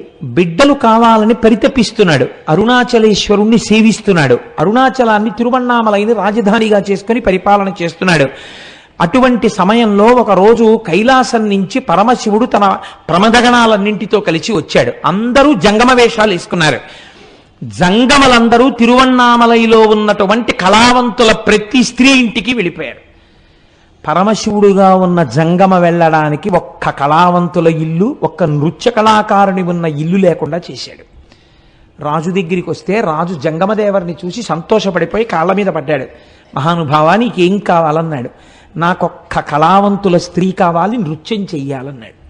రాజు వెళ్ళి వెతికి తెమ్మన్నాడు. ఎవ్వరూ లేరు. ప్రమదగణాలు ఆ జంగమదేవర్ల వేషంలో అప్పటికే ప్రతి ఇల్లు చేరిపోయారు. అయ్య బాబోయ్, వచ్చినవాడు జంగమదేవర శివస్వరూపుడు, నా మాట ఎలా నిలబడుతుందని బెంగెట్టుకున్నాడు. ఆయన 2వ భార్య సల్లమాదేవి అంది, మీరు బెంగ పెట్టుకోకండి, మీ మాట నిజం చేస్తాను, నేనే వెళ్ళి ఆ జంగమ ముందు నాట్యం చేస్తానంది. రాజు వెళ్ళమన్నాడు. జంగమ నిద్రపోతున్నాడు. ఈవిడ వెళ్ళేటప్పటికి ఆవిడ నేను నీ దగ్గర నాట్యం చెయ్యడానికి వచ్చాను అని తాకి లేపింది. ఇలా ముట్టుకోగానే ఒక పసిపిల్లవాడై ఆ తల్పం మీద ఏడ్చాడు శంకరుడు. ఆ పిల్లవాడిని చేతులతో పట్టుకుని మనకి బిడ్డలు లేనటువంటి బాధని ఈశ్వరుడు తీర్చాడు, మహారాజా ఈ పిల్లవాడిని స్వీకరించండి అని చేతిలో పెట్టింది. చేతిలో ఆ పిల్లవాడిని ఇలా పట్టుకుంది. ఇలా పట్టుకునేటప్పటికి ఆ పిల్లవాడు అంతర్ధానం అయిపోయాడు. అంతర్ధానమై శంకరుడిగా ప్రత్యక్షమై, నాకు నా శరీరము పడిపోయిన తరువాత తదనంతరము కర్మ చెయ్యడానికి కొడుకు లేడని బెంగ పెట్టుకుని నన్ను ఉపాసన చేశావు కనుక నీకు ప్రతి సంవత్సరం నీ శరీరము పడిపోయిన తరువాత నీకు తద్దినాన్ని నేనే పెడతాను అని ప్రతిజ్ఞ చేశాడు. మీకు చిత్రం ఏమిటో తెలుసా అండి? మాఘమాసంలోనే ఆయన తిథి వస్తుంది, వల్లాలరాజు గారి తిథి.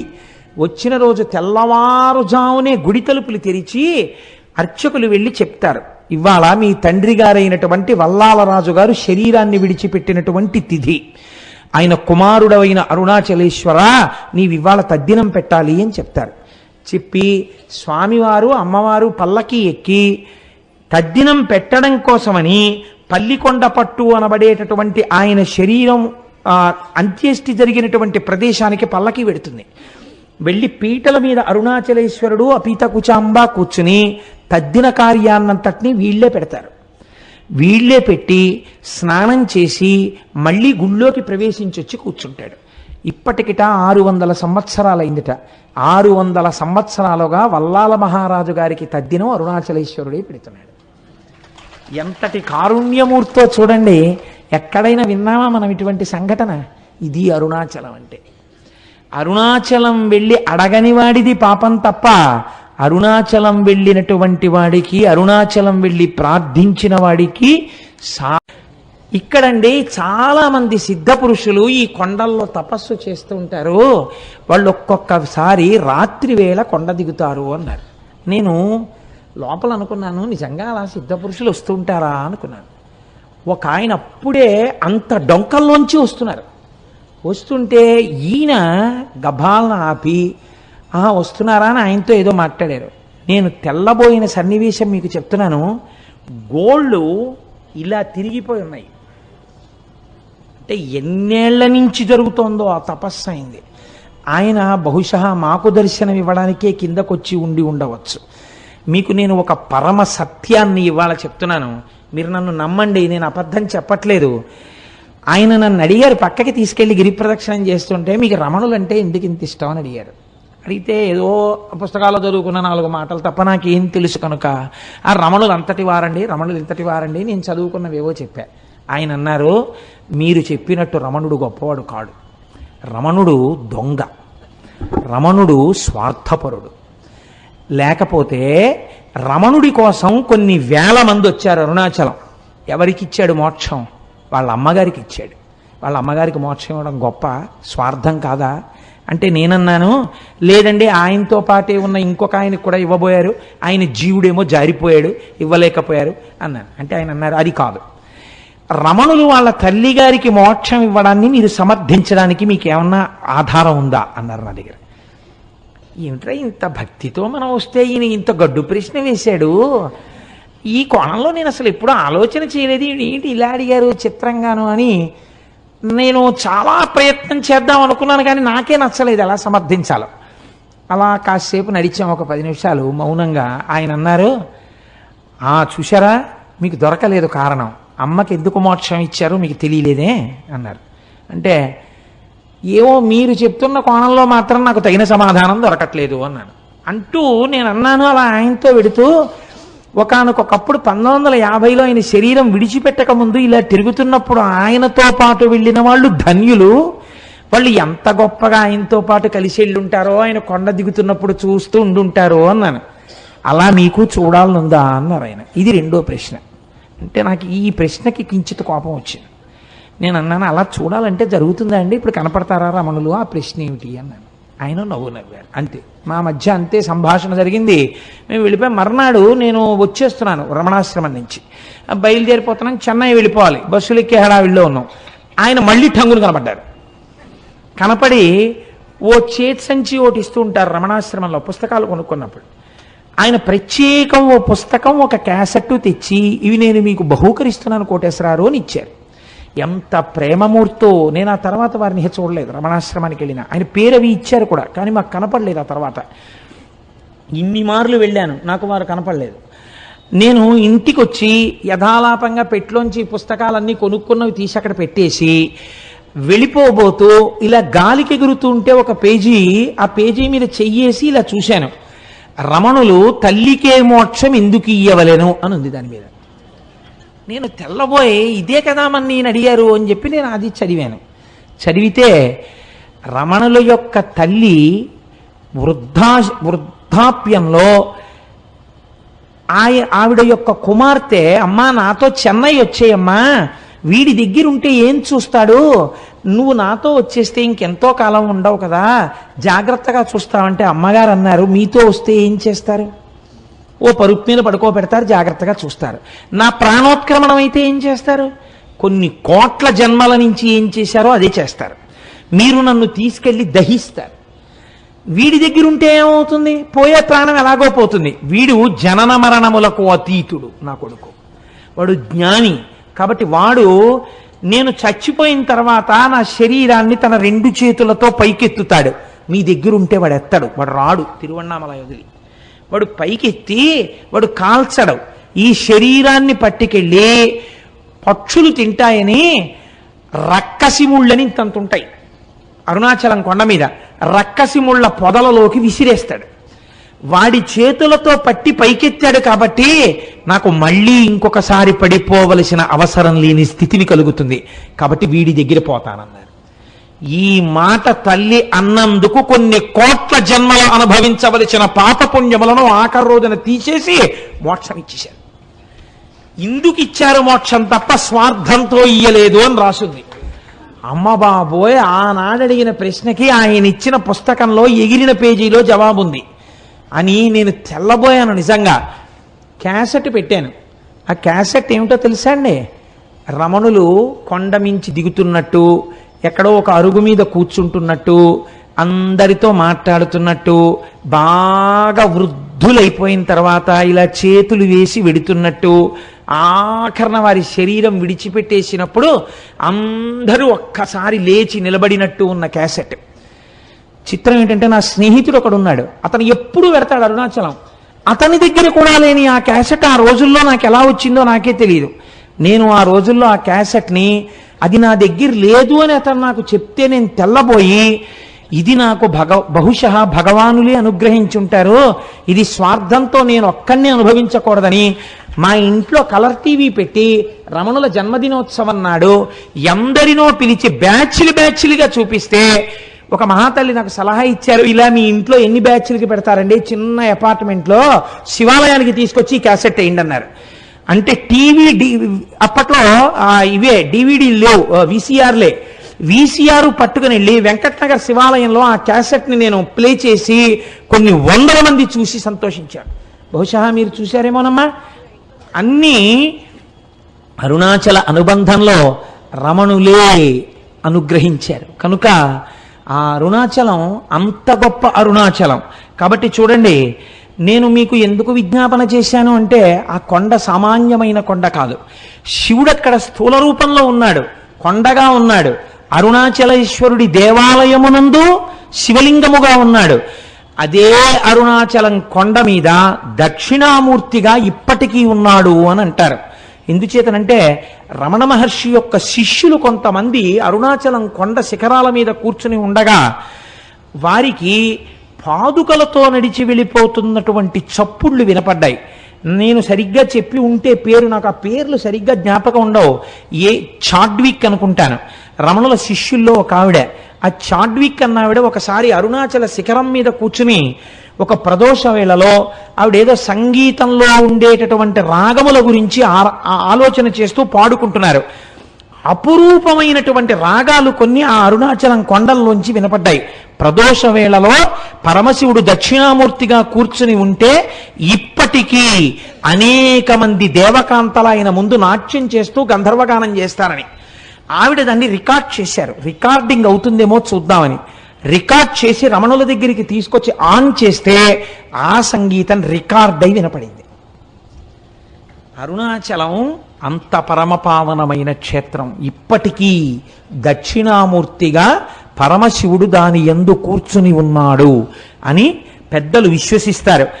అటువంటి అరుణాచలంలో ఒక మహానుభావుడు, కాళ్ళు ఉండేవి కావు ఆయనకి, ఆయన అరుణగిరికి ప్రదక్షిణం చేద్దామని కేవలం పిరుదుల మీద డేకుతూ వెడుతున్నాడు. వెడుతుంటే చచ్చు పడిపోయినటువంటి కాళ్ళు తిరిగి సత్తువని పొంది ఆయనకి కాళ్ళు వచ్చాయి.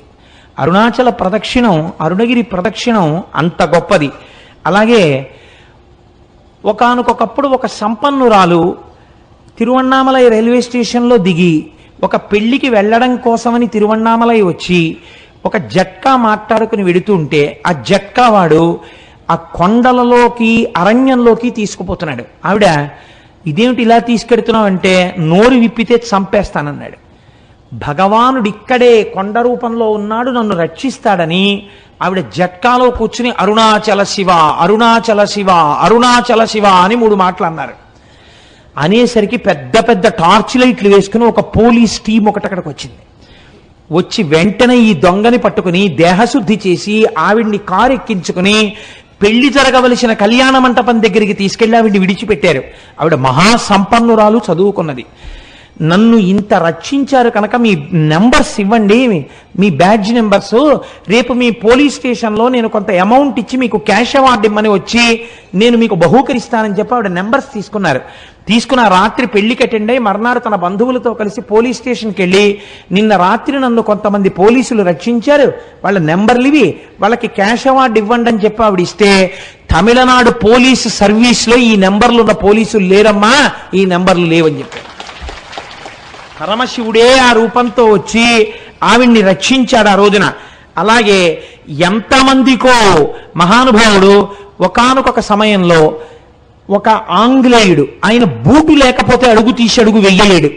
అటువంటి వాడు బూట్లతో ప్రదక్షిణం చేద్దామని వెడుతుంటే బూటు చిరిగిపోయింది. కటిక చీకటి, బూటు కుట్టేవాడు లేడు. కుట్టేవాడు లేక నేను ఎలా రక్షింపబడతానని భగవాన్ రమణులు చెప్తుంటారు.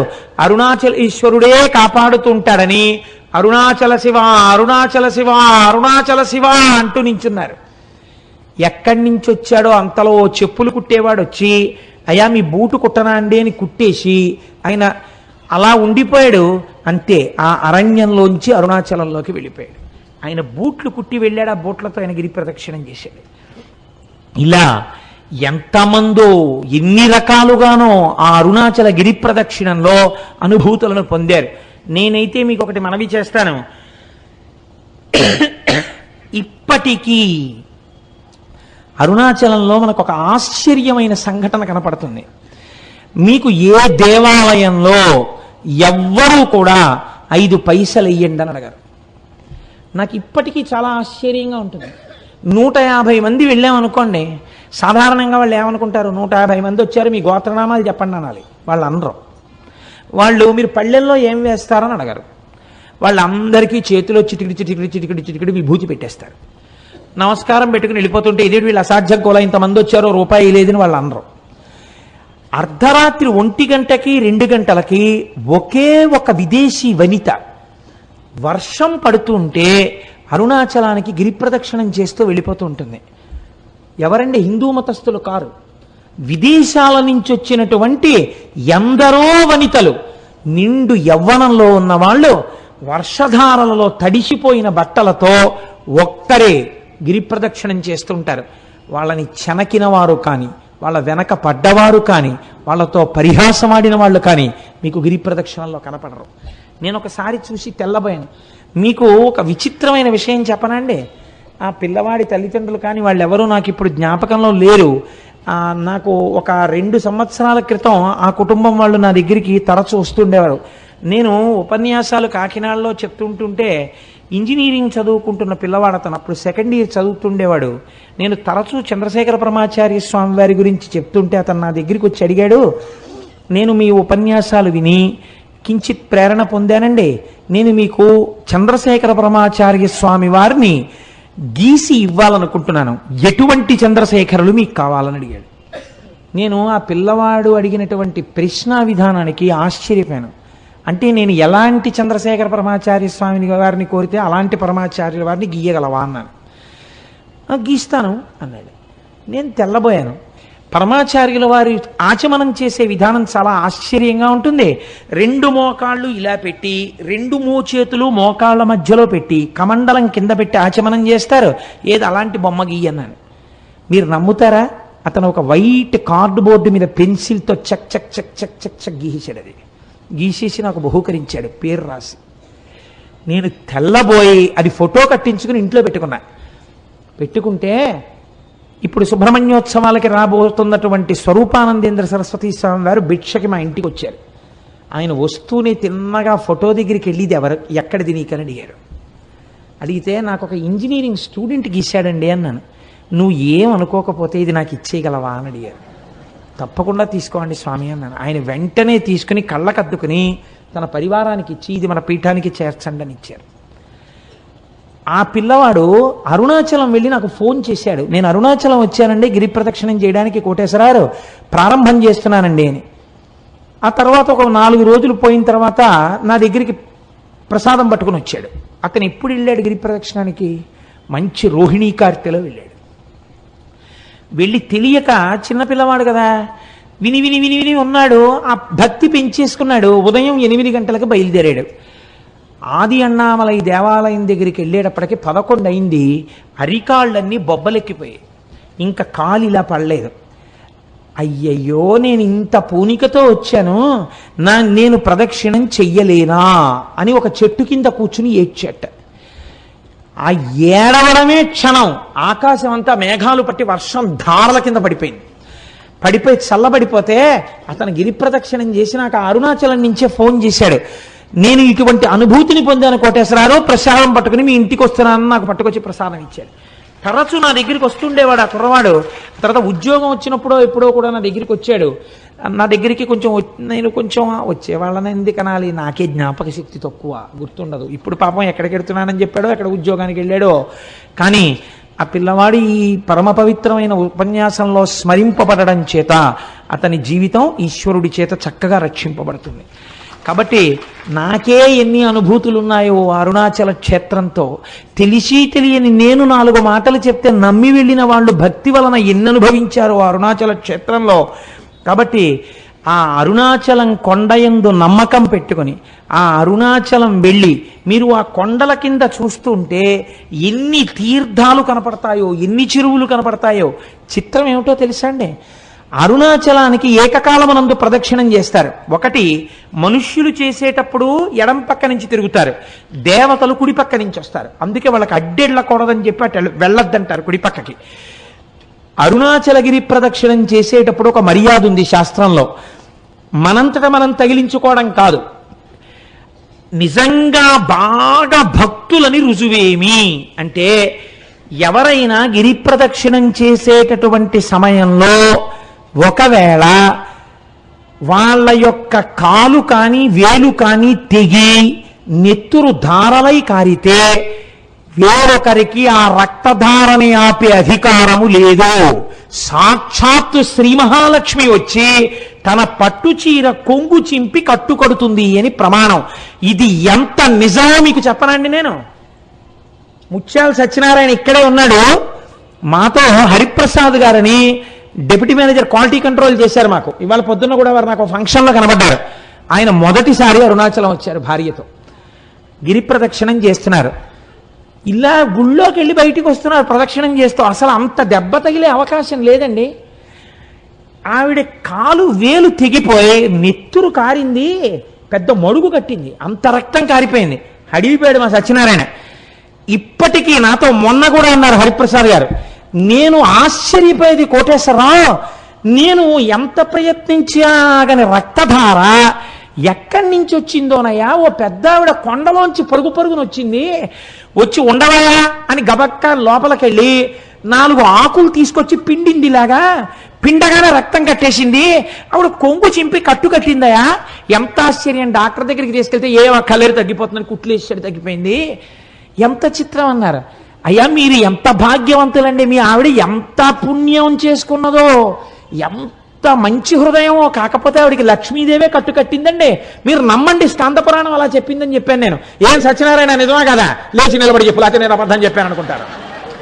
నిజమా కాదా? కూర్చో అంటే ఏమిటి, నువ్వు వెళ్ళిన ఈ పాటికే నీకు ఇన్ని అనుభవాలు ఉన్నాయని మీరు అనుకుంటారేమో అన్న భయం. ఇవన్నీ నేనేదో చెప్పేస్తున్నాడు, ఏదో చెప్పమన్నాం కదా అని వీడు చాలా చెప్పేస్తున్నాడు రో, ఇంకా నమ్మచ్చా నమ్మకూడదా అనుకుంటారేమో నా భయం. అందుకని సాక్ష్యాలు ప్రవేశపెట్టాను. కాబట్టి అరుణాచలం అరుణాచలమే, దాని పేరే అరుణాచలము. అచలము అంటే కదలని వాడు, కదలనిది అంటే జ్ఞానము. ఎప్పుడు తనలో తాను రవించేటటువంటి పరమేశ్వరుడు అచలుడై ఉంటాడు.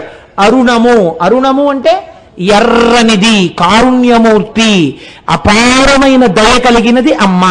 అమ్మ అయ్య కలిసినదే అరుణాచలము కొండ.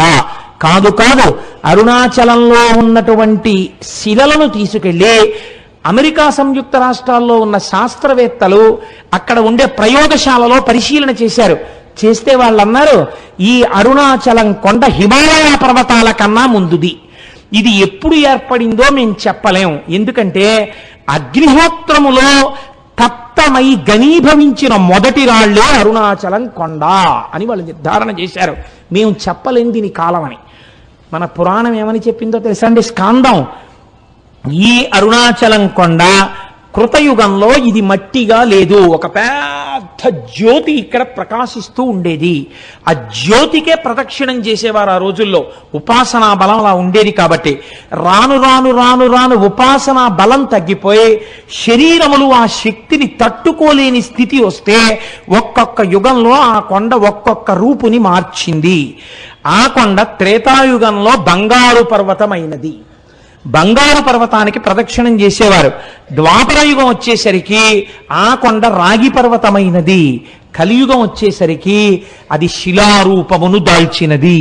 కానీ ఇప్పటికీ అది యథార్థమునకు అగ్నియే. ఆ అగ్నియే పంచభూతములలో అగ్నిలింగము, లింగము.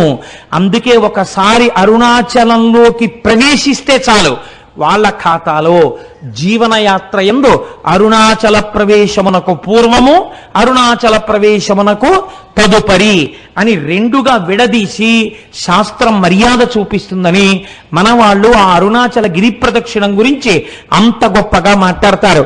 అటువంటి రమణాశ్రమానికి మీరు వెడితే నేను ఒక్క మాట చెప్పకపోతే నేను పొరపాటు చేసిన వాడిని అవుతాను.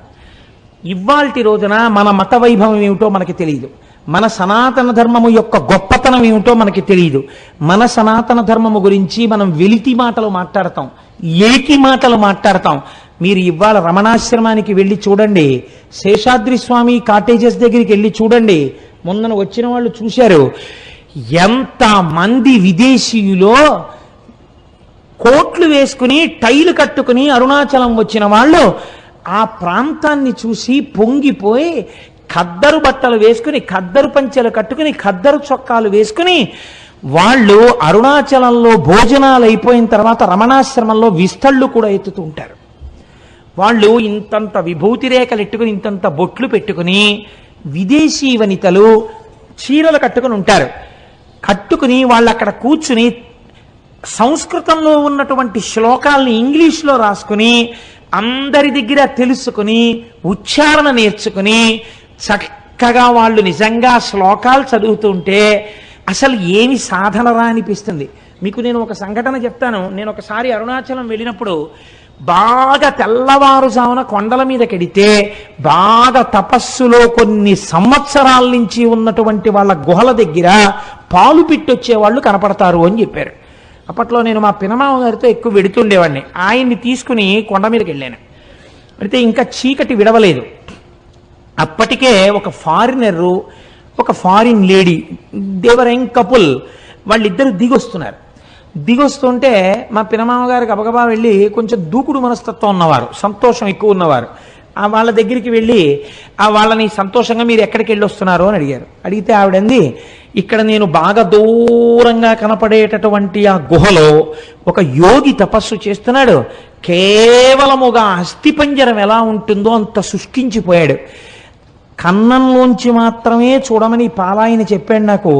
నేను కన్నంలోంచి చూశాను, కానీ నాకు ఆయన శరీరంలోంచి కొన్ని వేల వోల్ట్ల బల్బు వెలుగుతున్నట్లు కాంతితో నాకు దర్శనమైంది. ఇతను అక్కడ పాల కుండ ఒకటి పెట్టి వస్తుంటాడు ఒక పిడతతోటి. మరునాడు వెళ్ళేటప్పటికి తాగి ఖాళీ పిడత ఉంటుంది, తాగకపోతే ఇంకొక పాల పిడత పెట్టి వచ్చేస్తుంటాడు. అటువంటి తపశ్శక్తితో ఉన్న మహాపురుషుణ్ణి చూశాను అంది ఆవిడ. అంటే మా పినమామ గారు ఆవిడికి వెరీ గ్లాడ్ మా దేశం వచ్చి మీరు ఇటువంటి చూశారు అని ఇలా షేక్ హ్యాండ్ ఇచ్చారు. అంటే ఆవిడ షేక్ హ్యాండ్ ఇవ్వకుండా ఇలా నమస్కారం చేసింది. You are really great that you have born in a country like India. You are saying that you are staying in Kakinada. By undertaking one night's journey, you are capable of coming to Tiruvannamalai and see such holy men. But we are cursed.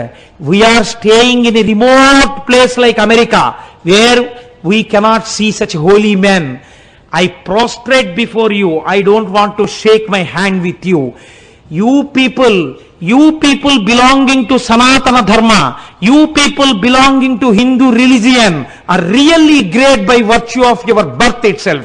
We prostrate before you. అన్న దంపతులు ఇద్దరు సాష్టాంగ నమస్కారం చేశారు.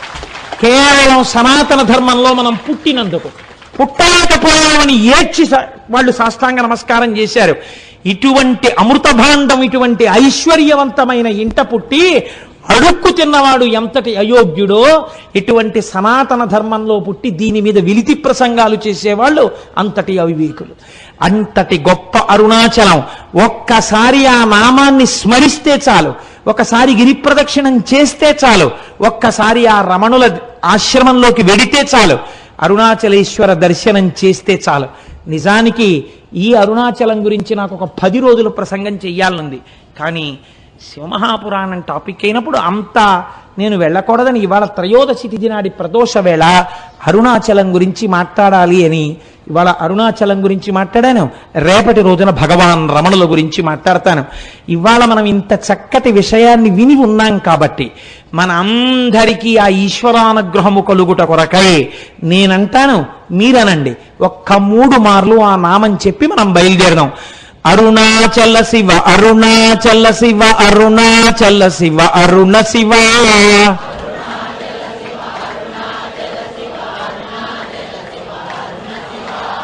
అరుణాచల శివ అరుణాచల శివ అరుణాచల శివ అరుణ శివ అరుణాచల శివ అరుణాచల శివ అరుణాచల శివ అరుణ శివ అరుణాచల శివ అరుణాచల శివ అరుణాచల శివ అరుణ శివ అరుణాచల శివ అరుణాచల శివ అరుణాచల శివ అరుణ శివ